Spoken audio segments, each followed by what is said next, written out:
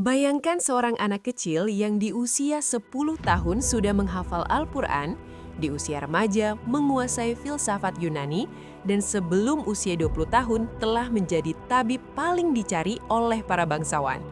Namanya dikenal di timur dan barat, bukunya dipelajari selama ratusan tahun, dan pemikirannya masih memengaruhi dunia medis modern hingga hari ini.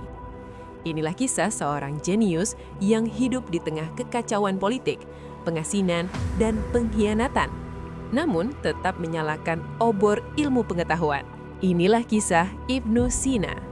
Video ini akan membawa Anda menyusuri perjalanan hidup Ibnu Sina secara lengkap, dari kelahirannya yang sederhana, kecerdasannya yang mencengangkan, pengabdiannya pada ilmu dan kemanusiaan, hingga kematiannya yang sunyi namun penuh makna.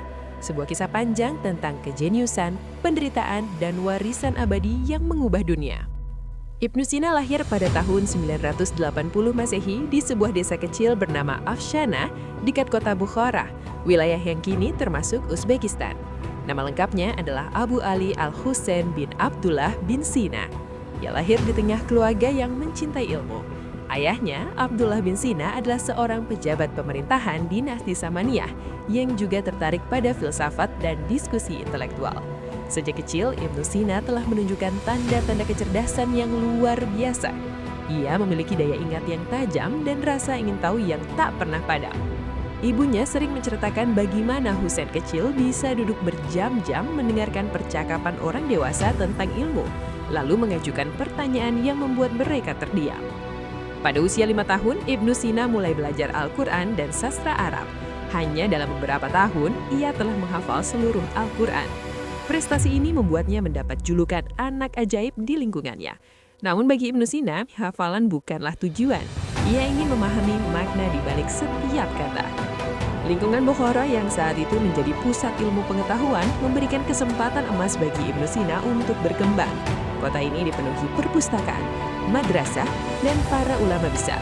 Tanpa disadari, tempat kelahirannya menjadi panggung awal bagi lahirnya salah satu pemikir terbesar dalam sejarah manusia. Memasuki usia remaja, Ibnu Sina mulai mempelajari berbagai disiplin ilmu secara serius. Ia belajar logika, matematika, astronomi, fikih, hingga filsafat. Gurunya datang silih berganti, namun seringkali murid muda ini justru melampaui pemahaman sang guru. Dalam bidang filsafat, Ibnu Sina sangat terpengaruh oleh karya Aristoteles. Namun ia tidak menerimanya secara mentah. Ia membaca, merenung, lalu mengkritik. Konon, ia membaca buku Metafisika Aristoteles hingga 40 kali. Sampai akhirnya, ia benar-benar memahami maknanya. Ibnu Sina dikenal memiliki kebiasaan belajar yang unik. Ia sering belajar hingga larut malam, dan ketika menemui kebuntuan, ia akan berwudu, sholat, lalu berdoa memohon petunjuk. Tidak jarang, jawaban atas persoalannya datang dalam mimpi. Pada usia 16 tahun, Ibnu Sina mulai mengarah pada dunia kedokteran. Ia menganggap kedokteran sebagai ilmu yang logis dan praktis, ilmu yang langsung menyentuh kehidupan manusia. Dari sinilah perjalanan panjangnya sebagai tabib dimulai. Ibnu Sina mempelajari ilmu kedokteran dengan sangat cepat. Ia membaca semua buku medis yang tersedia, mengamati pasien secara langsung, dan melakukan eksperimen sederhana. Dalam waktu singkat, ia menguasai teori dan praktik pengobatan. Pada usia 18 tahun, reputasi Ibnu Sina sebagai tabib muda mulai menyebar. Ia dikenal mampu mendiagnosis penyakit dengan akurat dan memberikan pengobatan yang efektif. Banyak pasien yang sembuh setelah ditangani olehnya, bahkan mereka yang sebelumnya dianggap tak tertolong.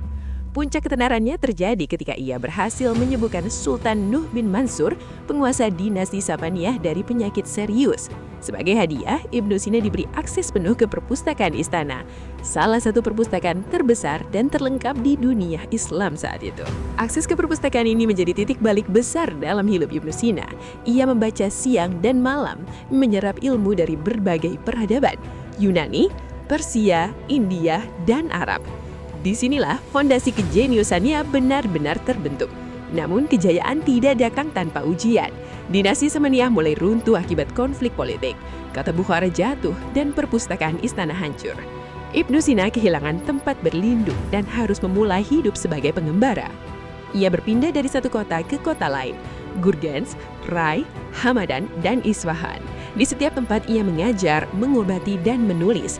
Namun kehidupan politik yang tidak stabil seringkali menjeratnya ke dalam konflik istana. Ibnu Sina beberapa kali diangkat sebagai pejabat, bahkan wazir. Namun kejujurannya sering membuatnya tidak disukai oleh penguasa yang korup. Akibatnya, ia kerap dipenjara, diasingkan, atau hidup dalam persembunyian. Meski demikian, dalam kondisi paling sulit sekalipun, Ibnu Sina tidak pernah berhenti menulis. Penjara dan pengasingan justru menjadi tempat lahirnya karya-karya besar yang kelak mengubah dunia. Di tengah pelarian dan tekanan politik, Ibnu Sina menulis karya monumentalnya, Al-Kanun fi Al-Tib atau Canon of Medicine. Buku ini merupakan ensiklopedi medis yang merangkum seluruh pengetahuan kedokteran saat itu. Al-Kanun membahas anatomi, diagnosis penyakit, farmakologi, hingga etika kedokteran. Ibnu Sina menekankan pentingnya observasi klinis dan eksperimen, sebuah pendekatan yang sangat modern untuk zamannya. Buku ini diterjemahkan ke dalam bahasa Latin dan digunakan sebagai buku teks utama di universitas-universitas Eropa selama lebih dari 600 tahun. Nama Afizana pun menjadi legenda di dunia barat. Melalui Al-Kanun, Ibnu Sina tidak hanya menyembuhkan pasien di masanya, tetapi juga menyelamatkan miliaran nyawa di masa depan. Inilah bukti bahwa ilmu sejati melampaui ruang dan waktu. Salah satu kontribusi terbesarnya adalah pemikirannya tentang hakikat wujud. Ibnu Sina membedakan antara wujud yang mungkin dan wujud yang wajib. Menurutnya, seluruh alam semesta ini bersifat mungkin, bisa ada dan bisa tidak ada. Sementara hanya Tuhan yang merupakan wujud yang maha wajib, sumber dari segala keberadaan. Konsep ini kelak menjadi fondasi penting dalam filsafat Islam dan Barat. Dalam kajian tentang jiwa, Ibnu Sina memperkenalkan eksperimen pemikiran terkenal yang dikenal sebagai manusia melayang. Ia membayangkan seorang manusia yang diciptakan sempurna dan melayang di udara tanpa menyentuh apapun, tanpa rangsangan indera. Menurut Ibnu Sina, manusia tersebut tetap akan menyadari keberadaannya sendiri. Dari sini, ia menyimpulkan bahwa kesadaran diri bersifat independen dari tubuh fisik. Pemikiran Ibnu Sina tentang jiwa, akal, dan kesadaran melampaui zamannya. Berabad-abad kemudian, gagasan ini kembali muncul dalam filsafat modern yang dibahas oleh tokoh-tokoh seperti René Descartes. Hal ini membuktikan bahwa pemikiran Ibnu Sina tidak hanya relevan pada masanya, tetapi juga menjadi jembatan antara filsafat klasik dan modern. Di balik kejeniusannya, Ibnu Sina adalah manusia biasa yang menghadapi pergulatan batin dan kehidupan yang penuh tekanan. Hidupnya diwarnai oleh ketidakpastian, pelarian, dan rasa lelah akibat konflik politik yang tak pernah usai. Ia jarang memiliki tempat tinggal tetap dan seringkali harus menulis karya ilmiahnya secara sembunyi-sembunyi. Ibnu Sina dikenal memiliki kepribadian yang kompleks. Ia sangat mencintai ilmu, tetapi juga menikmati seni, musik, dan diskusi intelektual yang hangat. Namun, gaya hidupnya yang keras, kurang tidur, belajar hingga larut malam, dan tekanan mental yang tinggi perlahan menggerogoti kesehatannya. Dalam beberapa catatan sejarah disebutkan bahwa Ibnu Sina pernah mengalami fase kelelahan spiritual. Ia menyadari bahwa kecerdasan saja tidak cukup untuk membawa ketenangan jiwa. Pada masa-masa tertentu, ia kembali memperdalam ibadah dan mendekatkan diri kepada Tuhan sebagai sumber kekuatan batin. Pergulatan antara akal, jiwa, dan iman inilah yang justru membuat Ibnu Sina tampil sebagai sosok manusia seutuhnya. Ia bukan hanya simbol kejeniusan, tetapi juga potret manusia yang terus mencari makna hidup di tengah penderitaan. Memasuki usia senja, tubuh Ibnu Sina mulai melemah. Ia menderita penyakit pencernaan yang cukup parah, kemungkinan akibat kelelahan fisik dan tekanan hidup yang berkepanjangan. Ironisnya, sang tabib besar kini harus menghadapi penyakit yang sulit ia kendalikan sendiri. Ibnu Sina mencoba mengobati dirinya dengan berbagai metode medis yang ia kuasai. Namun dalam beberapa kasus, pengobatan yang terlalu agresif justru memperburuk kondisinya. Dari sinilah ia mulai menyadari keterbatasan ilmu manusia betapapun tingginya. Di masa sakitnya, ia banyak melakukan refleksi diri. Ia membagikan hartanya kepada fakir miskin, memperbanyak ibadah, dan memohon ampunan kepada Tuhan. Ia menerima sakitnya sebagai pengingat bahwa manusia, secerdas apapun, tetaplah makhluk yang lemah. Kebijaksanaan Ibnu Sina di usia senja tidak lagi hanya tercermin dalam buku-bukunya, tetapi juga dalam sikap hidupnya. Ia mengajarkan bahwa puncak ilmu bukanlah kesombongan, melainkan kerendahan hati di hadapan Sang Pencipta. Pada tahun 1037 MS, dalam perjalanan menuju Hamadan, kondisi Ibnu Sina semakin memburuk. Ia menyadari bahwa ajalnya semakin dekat. Dengan ketenangan yang luar biasa, ia menerima takdir tersebut. Ibnu Sina wafat pada usia 57 tahun. Tidak ada istana megah, tidak ada upacara besar. Ia dimakamkan secara sederhana di kota Hamadan, jauh dari gemerlap kekuasaan dan ketenaran dunia.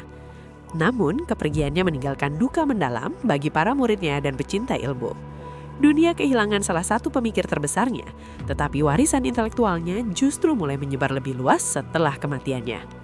Seperti pelita yang padam setelah menyalakan ribuan cahaya, Ibnu Sina telah menyelesaikan tugasnya di dunia, menyalakan obor ilmu yang tak akan pernah padam.